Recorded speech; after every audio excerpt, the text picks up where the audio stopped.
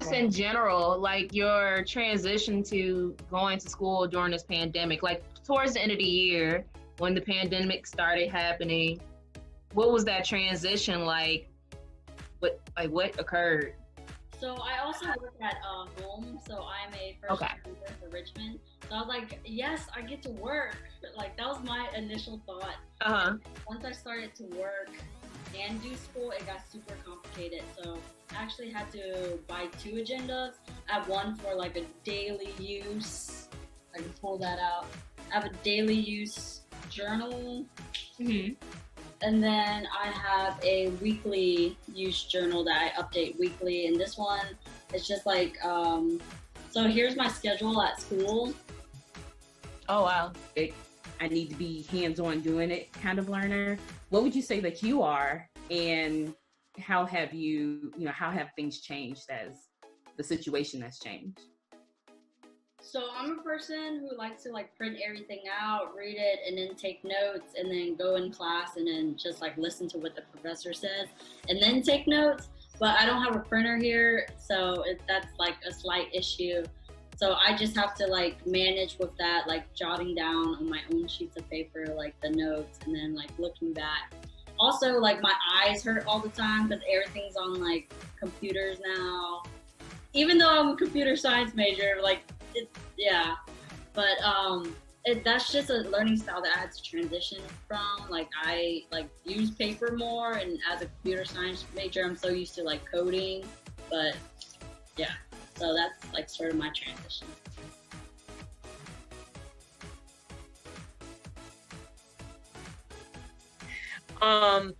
I attended Richard Bland College, got my associates there, and then went to VCU, but VCU is right here in Richmond. It wasn't far, so I was able to commute back and forth. As far as building personal relationships, I was stressed, yes, because I was working full-time and going to school. So that was stress for me, but being able to have my mom there whenever I needed to call and, just vent, I think that helped me through. It was plenty of times where I was like, you know what, I'm done with college. I'm done. Like, this is just too much.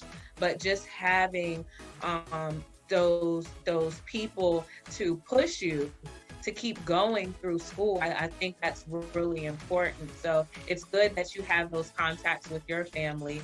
And of course, we wish you all the best. You keep calling them when you're stressed.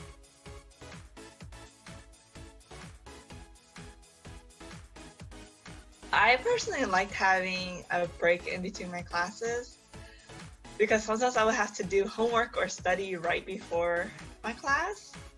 So that was a good, and like also sometimes classes will have exams on the same day. So having that hour break would allow you to decompress and,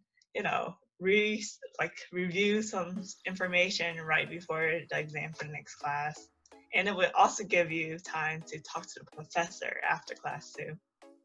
I just personally think like just having like space in between the classes would be better for me. But it's different for everyone. And Kayla, what about your opinion? It honestly would depend on my mood for that semester. So like sometimes I would be like, let's just push it all out, and I would schedule like 5 classes back to back, and then I'd have like the whole rest of the week off. So I'd have all my classes on one day, and then I wouldn't have to like worry about the rest, which is what I like. So I could like do whatever else I wanted to do within that week. In sophomore year, it was a mentoring program around the street from my school. So that was just kind of going to the building, working with any kids that needed help with homework, or just helping out around the building every day. Or I can't remember how many hours I needed each semester, but I knew I went a few times each week. I guess that still kind of could have been done online because kids are still in school, so you can be calling them on Zoom or video chatting with the child to say, hey, do you need help with your homework, or do you want to talk about anything? So that still could have been done. That's it. But the big thing for you to be able to do that is time management. And that's something that takes time. It is funny to say, it does take time to actually learn how to time manage.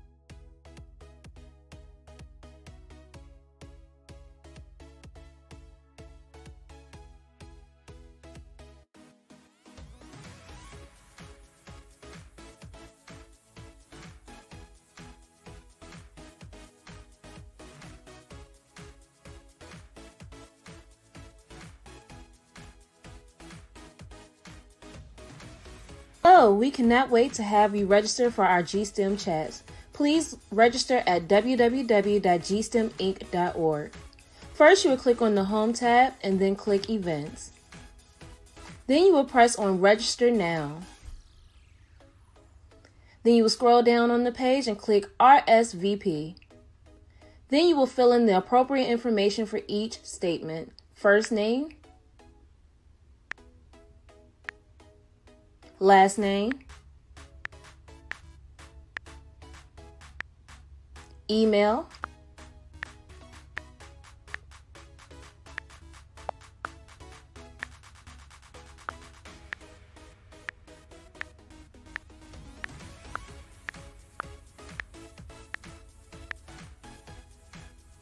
and the college you will be attending in the fall.